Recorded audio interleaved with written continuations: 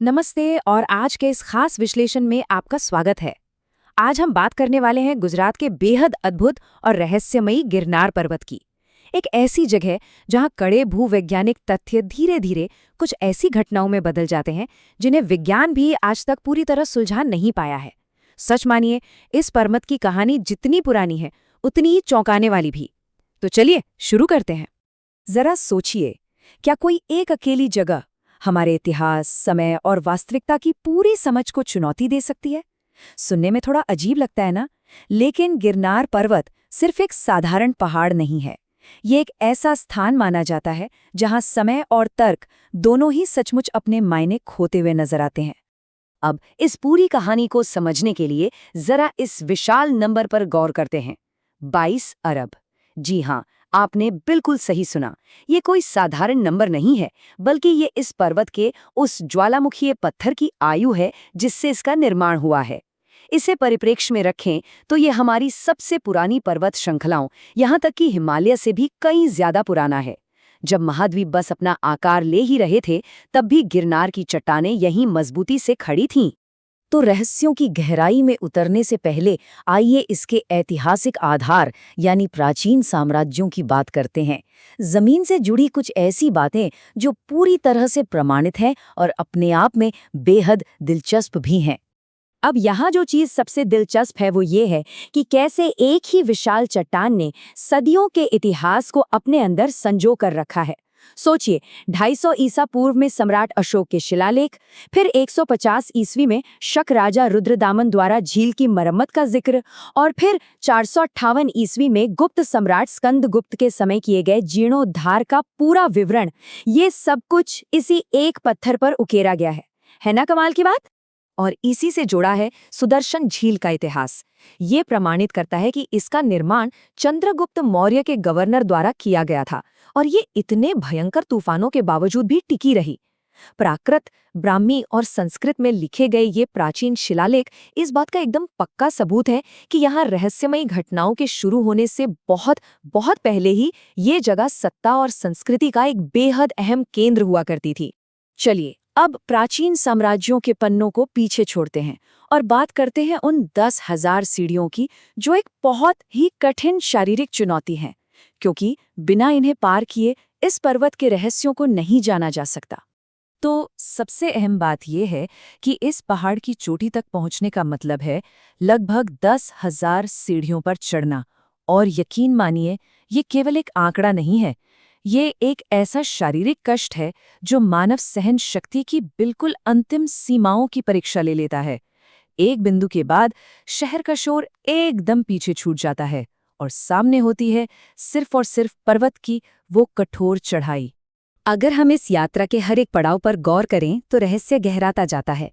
शुरुआत होती है तलहटी के शिलालेखों से, फिर 4,000 सीढ़ियों पर गौमुखी गंगा, उसके बाद 5,000 पर अंबाजी शिखर और बिल्कुल अंत में दत्तात्रेय चोटी। जैसे जैसे ऊंचाई बढ़ती है, हम मिथकों और कुछ बेहद असामान्य घटनाओं की एक बिल्कुल नई दुनिया में प्रवेश करते हैं। इसी चढ़ाई में जब लगभग 4,000 सीढ़ियां पार हो जाती हैं, तब आती है गौमुखी गंगा। सोचिए, भीषण थकान के बीच तीर्थयात्रियों को अचानक ये जमा देने वाला ठंडा पानी मिलता है। और सबसे बड़ा रहस्य क्या है? एक गाय के मुख के आकार की चट्टान से निकलने वाली ये शुद्ध जलधारा कभी नहीं सूखती। जी हाँ, कभी नहीं। और आज तक कोई भी वैज्ञानिक ये पता नहीं लगा पाया है कि आखिर इस पानी का असली स्रोत है कहाँ। अब जैसे जैसे ऊंचाई बढ़ती है, विरासत और छुपी हुई गुफाओं के पौराणिक रहस्य भी सामने आने लगते हैं।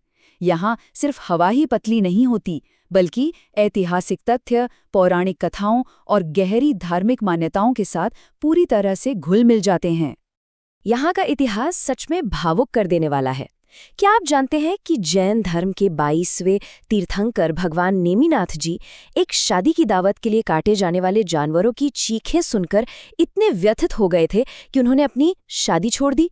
उन्होंने परम करुणा का मार्ग चुना और यही मोक्ष प्राप्त किया।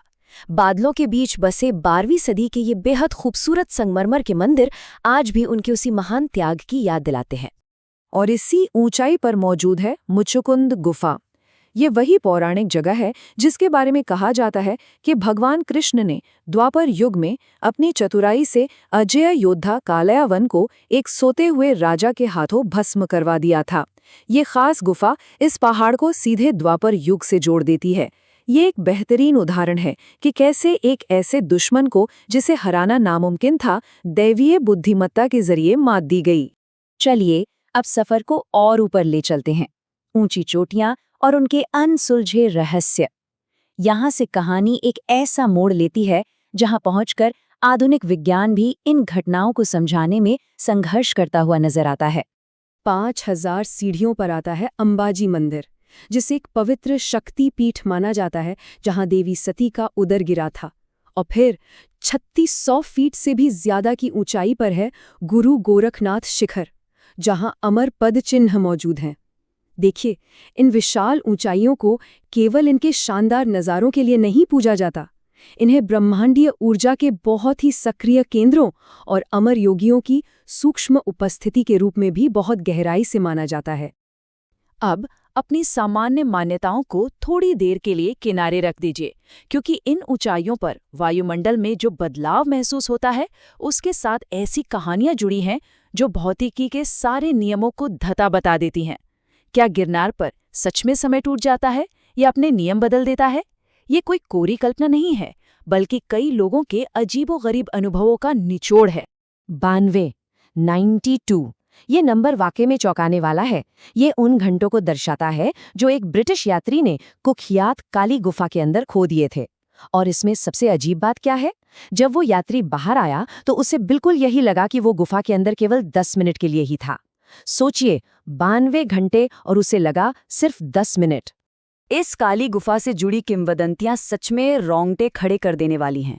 ऐसा बताया जाता है कि भारत की आज़ादी की रात 12 ब्रिटिश सैनिकों का एक दल इसके अंदर गया था, और उनमें से 11 सैनिक जब बाहर आए तो वो अपनी मानसिक सुध-बुध पूरी तरह खो चुके थे।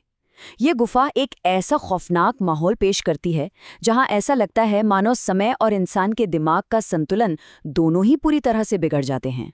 और अगर आपको लग रहा है कि ये सिर्फ पुरानी बातें हैं, तो ऐसा नहीं है। इन प्राचीन लोक कथाओं में एक आधुनिक परत भी जुड़ गई है। दशकों से स्थानीय लोग रात के आसमान में अजीब सी चमकती हुई रोशनियों और उड़न तश्तरियों यानी यूएफओ के देखे जाने की रिपोर्ट करते आ रहे हैं। इन घटनाओं की कोई पुष्टि तो नहीं हुई है, लेकिन इसने कई लोगों को ये सोचने पर मजबूर कर दिया है कि क्या ये पर्वत किसी दूसरी दुनिया के पोर्टल या द्वार के रूप में काम करता है। इन सभी रहस्यों को पार करते हुए अंततः हमारी ये यात्रा पहुंचती है सर्वोच्च शिखर पर, द अल्टीमेट समिट मिरेकल। ये एक ऐसी जगह है जहां तक पहुंचने के लिए सिर्फ शारीरिक ताकत ही नहीं, बल्कि अपार भक्ति और समर्पण की भी जरूरत होती है। ये है दत्तात्रेय शिखर। ये पर्वत की वो आखिरी चोटी है जिसके बारे में ये माना जाता है कि यहाँ पवित्र त्रिमूर्ति के अवतार भगवान दत्तात्रेय ने 12,000 वर्षों तक ध्यान किया था। इस अत्यधिक ऊंचाई पर एक बहुत ही विस्मयकारी सन्नाटा पूरे शिखर को अपनी चादर में लपेटे रहता है। इस जगह को दैवीय शक्तियों के शाश्वत निवास के रूप में देखा जाता है। लेकिन यहाँ जो बात सबसे ज्यादा मंत्रमुग्ध करने वाली है, वो है यहाँ हर रात होने वाला एक चमत्कार। पुजारी हर रोज रात को एक बिस्तर, पानी और दातून तैयार करके कमरे के दरवाजे बंद कर देते हैं, और अगली सुबह वो सारी चीजें रहस्यमयी तरीके से इस्तेमाल की हुई मिलती हैं। इन पुजारियों का जो दृढ़ विश्वास है और विज्ञान इस पर क्या कहता है, इस बात की उन्हें जो बेफिक्री है, वो इस जगह की दिव्यता को कई गुना बढ़ा देती है। तो अब अगर हम इन दोनों पहलुओं को एक साथ रखकर देखें, एक तरफ है विज्ञान का दायरा जो ठोस ज्वालामुखीय चट्टानों, प्राचीन शिलालेखों और अत्यधिक ऊंचाई की बात करता है, और ठीक इसके विपरीत है आस्था का दायरा जो अदृश्य देवताओं, समय छीनने वाली रहस्यमयी गुफाओं और रातों रात होने वाले चमत्कारों की बात करता है। ये तुलना इस पूरे विश्लेषण का सार बहुत ही खूबसूरती से पेश करती है। अब ये दर्शकों पर है कि वे ठोस प्राचीन चट्टानों को वजन देते हैं या फिर उन गहराई से महसूस किए गए अदृश्य रहस्यों को। तो आखिर में सवाल यही रह जाता है, क्या गिरनार पर्वत केवल एक भूवैज्ञानिक चमत्कार है या फिर एक ऐसा ब्रह्मांडीय द्वार जहां आकर वास्तविकता की हमारी सारी समझ दम तोड़ देती है? इस विश्लेषण का हिस्सा बनने के लिए आपका बहुत बहुत धन्यवाद। मुझे पूरी उम्मीद है कि 10,000 सीढ़ियों की इस दिमागी यात्रा ने अज्ञात को जानने और समझने की एक नई उत्सुकता जरूर जगाई होगी।